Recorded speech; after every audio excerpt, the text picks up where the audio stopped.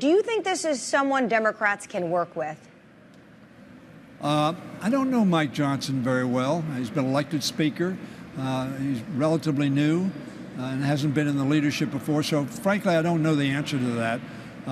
But I think his speech today was a speech that talked about working together to reach common ground. Yes, we'd have differences, and I thought that was good.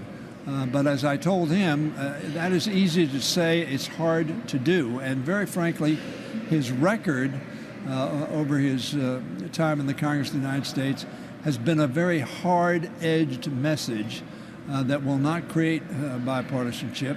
But we'll see. He said good things, and I hope that he follows through on those. And if he does, as Leader Jeffries indicated, he will get a positive response from Democrats. We want to work together. And frankly, we did work together, and we saw that we didn't allow the America to default on its debts. We made an agreement on what funding levels would be for the coming year, and we did not shut down the government. All of those were over 300 votes on those. And on Ukraine, we've had 7 votes that had over 300 votes. So we've had a bipartisan, constructive coalition working together. And I hope the new speaker follows that trajectory and doesn't serve simply the hard right on his party as his record would reflect. But I want to give him the benefit of the doubt. I had a conversation with him. It was very brief, but it was very positive, and we'll see. Congressman, a lot of folks have made the point that he doesn't have enough experience to have enough enemies to block his path to the gavel. I don't know if you agree with that, but did you have to Google Mike Johnson this morning? I don't think I Googled it, but my staff gave me a memo. But honestly, but the fact of the matter is, yes, he's new, and I think your point is absolutely correct. He hadn't made enough enemies, as obviously others had. After all, the Republicans went through their speaker, their majority leader, and their whip, their 3 highest officers, and rejected all of them. And that's gives you somewhat of a sense of the challenge that he faces on his side of the aisle. And it took 4 different people to win the speakership.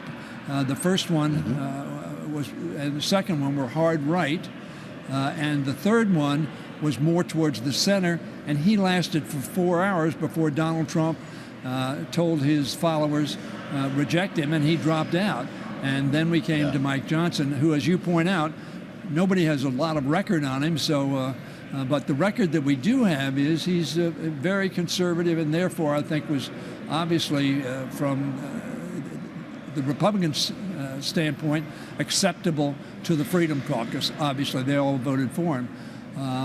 But that gives some pause for concern because they do not represent the American people and do not represent the overwhelming majority of Americans who want to see the Congress work together. So many of their candidates said, I don't want to work with Democrats. And I hope this new speaker, Speaker Johnson, does want to work with people who will work with him to achieve positive objectives for the American people. Well, let's talk about some of those items that we're going to need bipartisan support for to see this Congress get them through. The first will be the most immediate, a November 17th potential government shutdown. Now, Speaker Johnson came out and he said he would potentially put on the floor a continuing resolution for January or April. What are you hearing regarding that stopgap measure? Well, what you just said, he sent out a letter. He indicated that we would probably have to have, or that he would probably support a continuing resolution to keep the government open. That's a positive step. Now, whether he can deliver on that, we'll see. Unfortunately, he has voted against most of the CRs that have been on the floor in the continuing resolutions, keeping government funded in the past. So it's not a very hopeful sign that he has voted against those in the past. Hopefully he will understand shutting down the government is a stupid thing to do. We avoided it under Speaker McCarthy, but only with the votes of a majority of Democrats and about 20 less Republicans, but we did avoid it. And hopefully Speaker Johnson will lead us to that same end. It was an interesting moment last evening, Congressman, when Congressman Johnson became Speaker nominee. He held a very quick news briefing, if we can call it that, flanked by a large number of Republican members. And a reporter tried to ask him about his attempt to overturn the 2020 election results. That reporter was met with boos and was told to shut up by another Republican member. This is something that was Miss Fox. That's going to be an issue. That's you're absolutely right. Virginia Fox told her to shut up, and then she was not allowed to ask another question. Is that going to be the future here for this Republican conference? Every member of the Republican conference voted for this individual who was an election denier, Congressman. How do you work with that? It's sad. It's sad that an election denier. It's sad that Donald Trump, charged with numerous crimes, and now his chief of staff apparently saying that they informed him that what he was saying was wrong, and his pursuit of that effort has led a lot of people into legal trouble, including himself. And this, the new speaker was an election denier, as you say, wrote an opinion that Chip Roy, a member of the Freedom Caucus, former Deputy Attorney General or Assistant Attorney General in the state of Texas, said was constitutionally wrong. So that's an area of concern. But as I say, he's new. He hasn't been in leadership. We'll have to see what he does. We know what he's said in the past. We know what he's done in the past. And if he goes down that route, that hard right route, then I think he's in for a rough time. And we're not going to get to the bipartisanship that he talked about and that Leader Jeffries talked about. So hopefully he now sees with the responsibility of running the entire House, not just a faction of the House, seeks out to come together and have agreements that can have a positive result on our legislative record, positive result in helping people, and a positive result in keeping the government open and operating. And I might add, and supporting Ukraine as well as supporting Israel. Well, you led me right there, Congressman. I want to talk about both of those packages. Take a listen to what Speaker Johnson had to say about Israel. Our nation's greatest ally in the Middle East is under attack.